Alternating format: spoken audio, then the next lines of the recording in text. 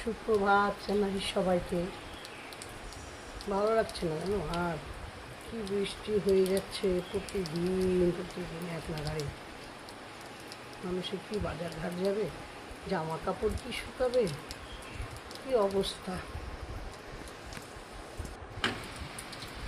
দেখো, কি অবস্থা। বৃষ্টি হয়েই যাচ্ছে, এখন আর বলতে ইচ্ছা করছে না রিমঝিম ধারাতে চাই মন হারাতে, বা বৃষ্টি বৃষ্টি বৃষ্টি এ কোন অপরূপ সৃষ্টি, তাই না? কি করা যাবে, আকাশেও মেঘ।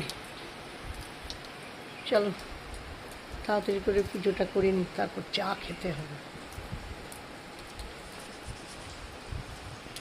দেখো বিকেলবেলা ছাদে এসছি, বৃষ্টিটা এখন দেখছি হচ্ছে না।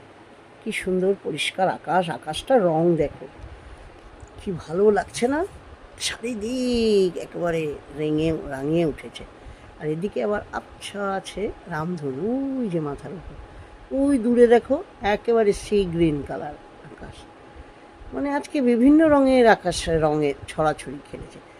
আমার ছেলে হঠাৎ বললো, মা ছাদে গিয়ে দেখো আকাশটা কত সুন্দর রঙ। হ্যাঁ সত্যি চোখ জুড়িয়ে গেল। রামধনুটা ভালো তুলতে পারলাম না, একটু দেরি হয়ে গেছে। আর ওইদিকে দেখো অস্তগামী সূর্য, কি ভালো লাগছে না। তাড়াতাড়ি করে তারপরেই না রান্না সেরে নিয়ে একটু বেরোলাম, আমি আর তোমার কাকু। পিছন বাড়ির আমার এক বান্ধবী বললো চলো যাবে, আমার বাপের বাড়ির সামনেই। ছাতাটা আবার নিয়েছি, যদি বৃষ্টি হয়, বৃষ্টির তো কোনো ঠিক নেই না। তো চলে গেলাম, কাকু আর আমি সামনেই হাঁটতে হাঁটতে চলে যাব।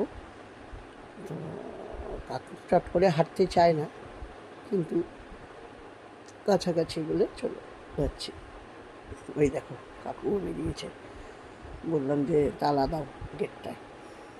ওই যে বান্ধবী ওদের পিছন বাড়িতেই থাকে, ওর বাপের বাড়ির সামনেই। তিনজনে মিলে একটু হাঁটাও হয়ে গেল, এলাম। ওদের বাড়ি এসেছি, ও আবার চা করে দিল। ওর মা একটু অসুস্থ আছেন, কাকিমা, তাই দেখতে এলাম। হাঁটাচলা করতে পারেন না, পায়ে অপারেশনও হয়েছে হাঁটুতে, অনেক কিছু মনে রাখতেও পারেন না, চিনছেনও না সবাইকে। তারপরে বসে ওদের বাড়িতে চা টা খেয়ে এলাম। দেখো ওদের বাগান আছে, দেখে বাড়ি চলে এলাম। কেমন লাগলো সবাই বলো।